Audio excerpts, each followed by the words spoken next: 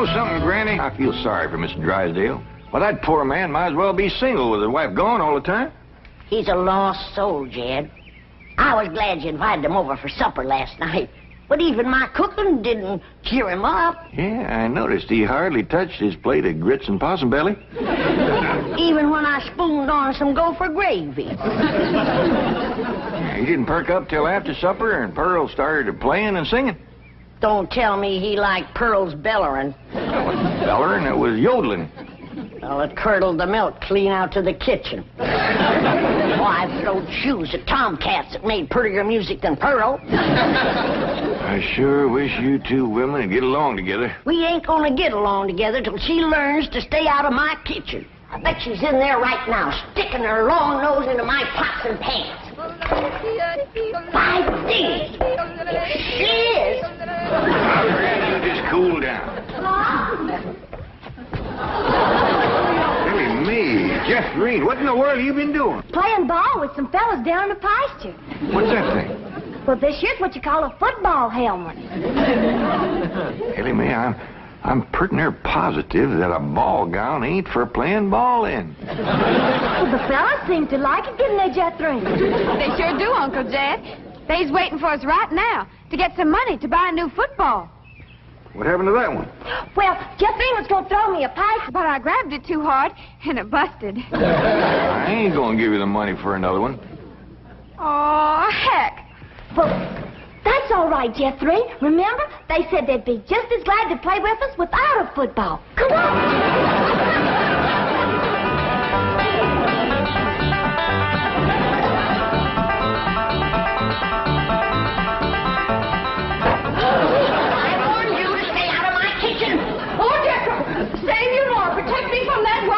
Hold her, Jethro, so I can tackle her. Granny, a thing like that could smart. Put me down, big overgrown foot. Hey, what's going on here? Jethro, put your granny down. Put me down. He was fixing to whomp Ma. I'll whop her. Here, Ma, now it's a fair fight. I'm gonna whomp nobody. Well, then you tell Pearl the next time she sticks her nose in one of my pots, I'm gonna cook it. It is my bounden duty as a mother to supervise the victuals of my growing children. Don't tell me they is still growing. The Clampetts side of the family has always been big, strong, strapping folks. It's your family that brought in the runts. Who you call a runt? I think she meant you, Granny. He's about as helpful as a high wind in a prairie fire. Come on, Pearl, you and me's gonna have a talk. Jethro, you stay here and help your granny cool down. Okay, Uncle Jed. Granny, would you rather I held you under the faucet here to cool off, or took you out to the cement pond and ducked you? Try either one, and I'll bash you flatter than a gander's arch. Now, Pearl. Cousin Jed, I know just what you're going to say. You're going to say, Pearl, stay out of the kitchen. You're going to say, that's Granny's kitchen, and it's none of your business. You're going to say, stay in your room where you belong. That's what you're going to say, ain't it? Ain't nothing like it at all. What I was going to say was, it seems to me that a handsome widow woman in the prime of life ought not to be hiding herself in the back part of the house, working over steaming pots and pans and dipping her panty-playing fingers into soapy water and hoarsening up her beautiful singing voice yelling at Granny. That's what I was going to say. Praise be. Why don't I keep my big mouth shut and just listen? You know, Pearl, you got the gift of making music, and I reckon there ain't nothing these city fellas likes better than that. Really, Jed? Yeah, remember last night Mr. Drysdale was here and you was playing and singing and yodeling for him? Yeah. You brung that poor lonesome man a lot of happiness. Jed, you ain't agreeing with me, are you? I'll give you my word. Remember that song you sung, The Flowers That Bloom in the Spring, tra-la? Yeah. Well, you had Mr. Drysdale believing it was spring. No. Yeah. While you was still singing, he went flung open the window, stuck his head out, and started taking deep breaths just like he was really smelling them flowers. Did he like my yodeling? Pearl, he like to went wild. I reckon them city fellas don't get a chance to hear much yodeling. 'Cause when you throwed your head back and cut loose, it really grabbed a hold of him. It did? He gripped the arms of his chair till his knuckles turned white. Then he commenced to rocking back and forth and moaning like he's under some kind of a spell. And his eyes commenced to circling in his head, and real tears run down his cheeks. Before you got done, he was limp as a dish rag. I had to help him to the door. Uncle Jed, I can't seem to do nothing to cool Granny off. Ain't no need to, Jethro. Your pretty, young, piano-playing Ma has decided not to hide herself away out in the kitchen. That's a good idea, Ma, because Granny, she'd find you and whomp you. Well, we'll see about that. Well, you stay out here and practice playing and singing and yodeling. I'll take care of Granny. I wonder if I should have told Uncle Jed that Granny's waiting behind the door with a skillet to whomp the first person that sets foot in her kitchen. Reckon I should have. Jed, I'm sorry. I thought it was Pearl coming in. Granny, you done shortened me. I'll make a poultice for your head right away now, Jed. Right away. I'm telling you, Granny, you don't have to worry no more about Pearl coming in your kitchen. She's going to be spending her time getting herself a husband with her singing and yodeling. Jed, it ain't legal to torture a man into marrying you. You just don't realize the power Pearl's yodeling's got over men. Last night, Mr. Drysdale like to went wild. Pretty near drove me crazy, too. He loved it, Granny. I bet you he's got that yodeling ringing in his ears right now. I can still hear it. An unearthly screeching. Now, Chief, surely it wasn't that bad. Well, I can best describe it as the sound a woman might make if she were having her appendix removed without an anesthetic. Milton, darling. Margaret, I'm so glad to have you back, dear. What a cunning hat, dear. Is it you? Welcome home, Mrs. Drysdale. Thank you. Milburn, I have the most marvelous news. I'm going to a health farm in Arizona. What? Some women were talking about it on the plane. It's terribly chic, quite expensive, and you don't need any willpower. They just force you to be healthy. The doctors are all deliciously mean. But, Margaret, you are healthy. Every doctor in the United States says you're healthy. But, dear, this is different. They reduce you as well. Margaret, if you want to lose weight, just stay home and we'll have dinner at the Clampetts every night. Now, you can't eat the food, but you won't leave hungry. Because Cousin Pearl will yodel your appetite away. But, Milburn, it's so fashionable to go to a health farm. Oh, Margaret, please stay home and run the place for a while. You have plenty of servants. Yes, but we have no one to manage the place. And with both of us away most of the time, the servants are asleep on the job. Well, just hire a good, efficient housekeeper. Oh, yes, just try and find one. Oh, Margaret, please stay home. All right. That's the way you feel. Miss Hathaway.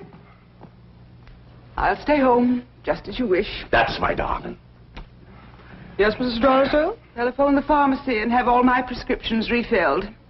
And call my psychiatrist, my neurologist, my internist, and my osteopath and have them come over. Oh, and I'll need nurses around the clock. I just know the servant problem's going to bring on a nervous breakdown. All right. Go to the health farm. No. My place is at home. Please go to the health farm. All right. If you're sure that's what you want. Oh, I want it. Milburn, I promise to come back a new woman. Goodbye. Just think, Milburn, you'll have a young, glamorous wife. Slim, trim, beautiful. All right. Start looking for a new housekeeper. Won't do any good, Chief. We've been through this with... Mr. Drysdale's office. Who's calling, please? Tell him it's a surprise. Surprise? That's what she says. Milburn Drysdale speaking.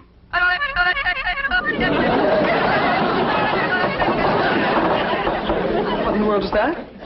That is Pearl Bodine yodeling. Now, when she comes up for air, tell her I was drafted. Chief, she might be the answer to your housekeeping problem. What? Be nice to her. I'll explain. Hello? Hello? Hello, Mrs. Bodine. How nice to hear your voice again. What are you saying? Mr. Clampett says that Pearl is such an industrious housekeeper that Granny is jealous. She might take over your house and hers and solve both your problems.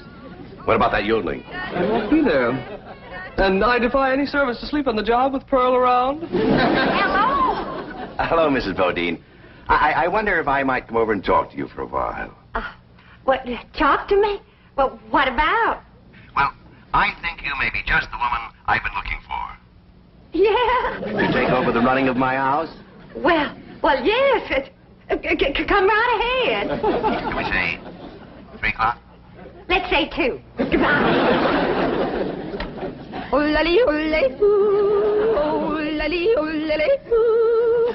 Will you stop that infernal caterwauling of yours? It might be infernal caterwauling to you, but it's pure catnip to me.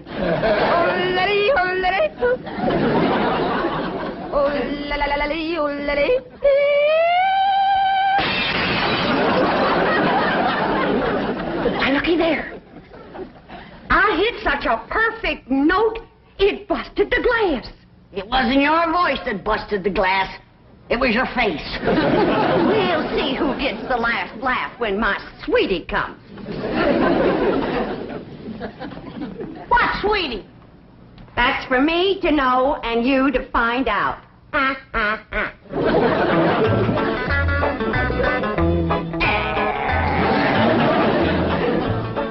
Sure is nice of you to share your soap with Miss Drysdale. Well, with my lye soap, she'll be happy to stay home and do her housework. Ready? Most powerful batch of soap that you ever made. Just a breeze blowing it back on me on the way over here has got me crying. I make a big soap to do a big job.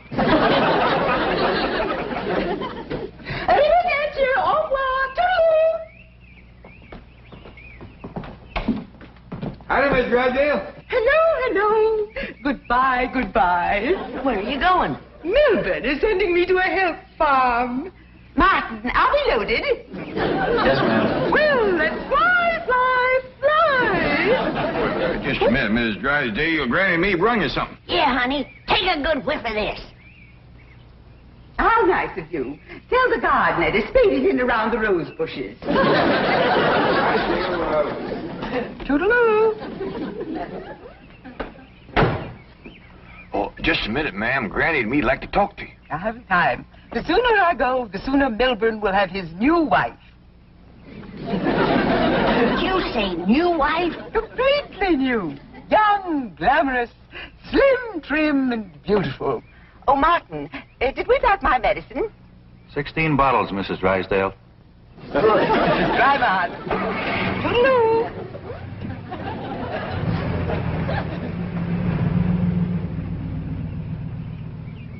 How could a woman be so cheerful about her husband getting a younger wife? You heard her. She's loaded. Yeah, both of them. Sued to the gills. Who do you reckon is the woman that busted them up?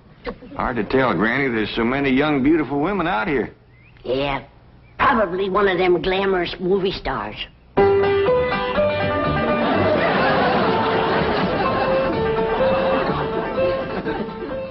Hey, Ma. You sure are all fancied up. Do I look like one of them glamorous movie stars? Yeah, by golly, you do. Which one? Milton Sills. Go on and get out of here. Now, listen. You find your sister Jethrine and your cousin Elly May and tell them to start practicing to be bridesmaids for my wedding. Are you getting married, Ma? Well, it ain't official yet, but I sure got him anxious. Get going.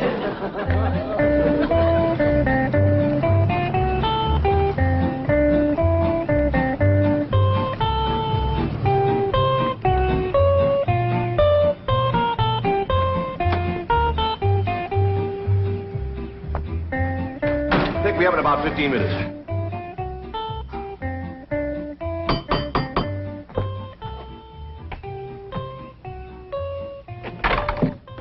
Oh, Mrs. Bodine. Why, Mr. Drysdale, you are anxious.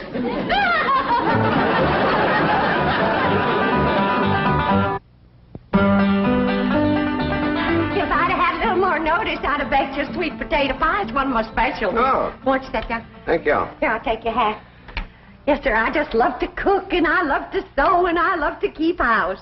Yes, I've heard you're an exceptional housekeeper. But I ain't one of them fussy ones. No, sir, not me. I say a man's home is his castle, and it is the duty of a woman to make him comfortable. Oh. Here we go.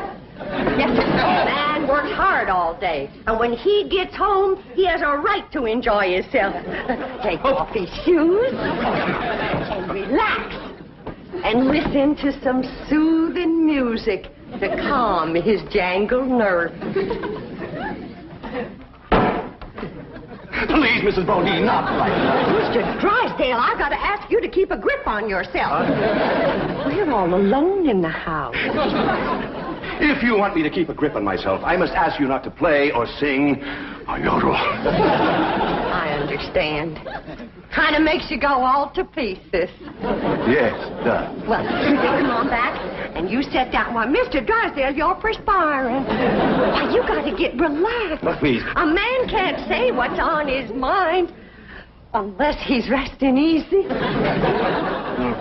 Land's sakes. And with that tie and collar choking you, it's a wonder you can talk at all. Oh, Mrs. Bodine, I'll be all right. Really, I will. Mr. Drysdale, you got a hole in your stocking. It's nothing to be ashamed of. When a man ain't got a woman around to care for him, them things is bound to happen. I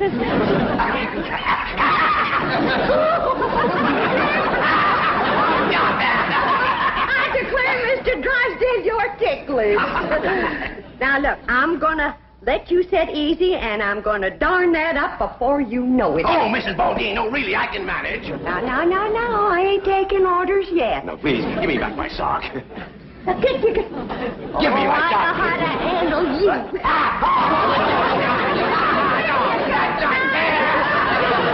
Uncle Jed, Granny, Ma's gonna get married. What? Oh, too. Well, she wouldn't tell me, but she was expecting him any minute. I reckon he's inside right now. Let's go in and see who it is.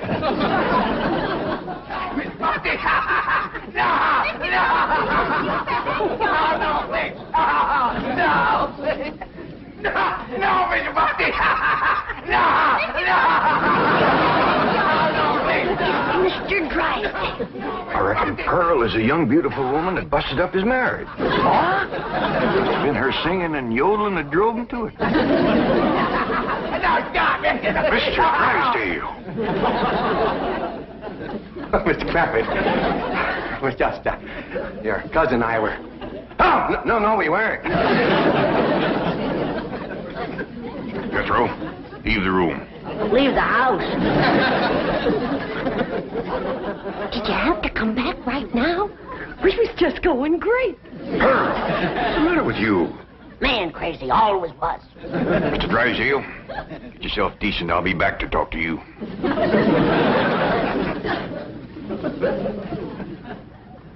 Shame on you. You too, Pearl, you homewrecker. I don't know what you're talking about. You told me that Mr. Drysdale was crazy about my yodeling, so I called him at the bank, and I yodeled, and he come a-running over here to see me. You done yodeled your way twixt Mr. Drysdale and his wife? Wife, I didn't know he had a wife. Well, he has. The sweetest, kindest, nicest, drunkenest woman you ever saw. You done sent her to the farm. Put her out to pasture so he can marry you. You seen her leave? Oh, she knows about you, Pearl. Said her husband was going to get a new wife. Young, glamorous, slim, beautiful. Jed, that can't be Pearl. You're forgetting what a powerful spell her voice throws on a man. Now, Pearl, I'm going back in there and try to talk some sense to Mr. Drysdale. Whatever you do, don't yodel.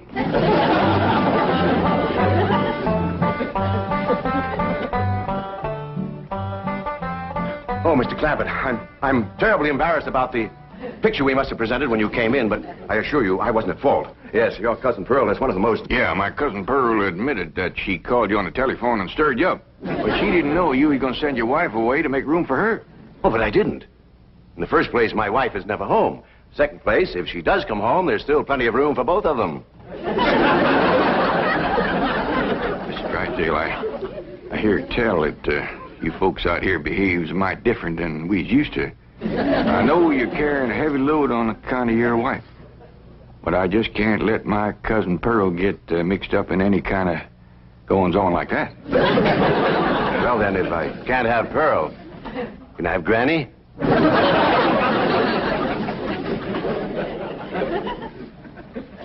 Lord love you. You're a desperate man. What are they saying? How can I hear when you keep pestering me? Oh! Jed told you not to yodel. I was screaming. Hell indifference. What in the world happened to you? We was playing football with some boys. Yeah, and they sure was dumb. Jethro was a toting the ball, and they kept a-tackling me.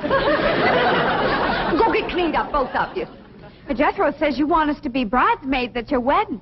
Yeah, who you marrying, Aunt Pearl? What's his name, Ma? Puddin' and tame. Ask me again and I'll tell you the same. Now, get upstairs. That's a funny name, Puddin' and Tame. Oh, Ma don't care. She once said she'd marry Humpty Dumpty. Well, I like Jethro Tame better than Jethro Dumpty. That poor man in there is so sick of his drinking wife, he is wanting to marry either one of you two. Last one in is an old maid. He's trying to save the marriage, not bust it up, and I think I got an idea that'll do it. Now, I want you two to wait in the kitchen, and when I bring Mr. Drysdale in, I want the two of you. Yes, sir, Mr. Drysdale. Both them fine, hard-working, good-cooking, housekeeping women is in the kitchen there. All you have to do is go in there and take your pick. Oh, this is marvelous of you. Nobody knows. Oh, no. And they took the pledge.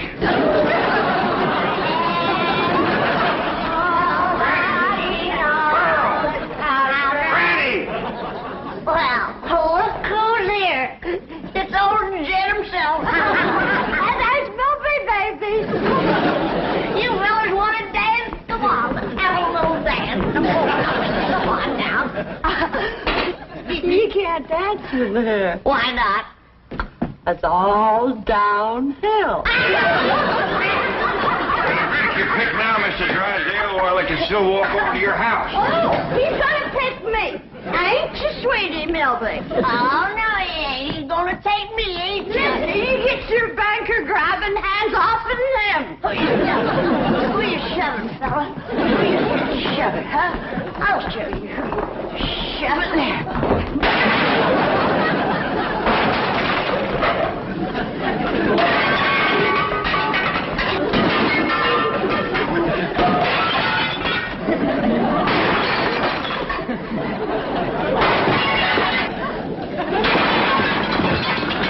How about taking both of them, Mr. Drysdale? No, thanks. You done it, girls. Bless you both. Pearl, you were just great.